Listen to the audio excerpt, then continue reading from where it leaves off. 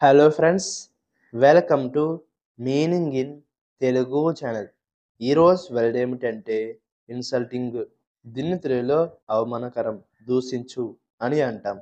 ఈ వర్డ్ని మరొకరిని మాటలతో లేదా చర్యలతో అవమానించడం అని అంటాం. దీనికి సంబంధించిన కొన్ని ఎగ్జాంపుల్ చూద్దాం. వాటితో ఇంకా బాగా అర్థం చేసుకోవచ్చు. ఫర్ ఎగ్జాంపుల్, ఫస్ట్‌ది, his remarks were considered insulting by many people.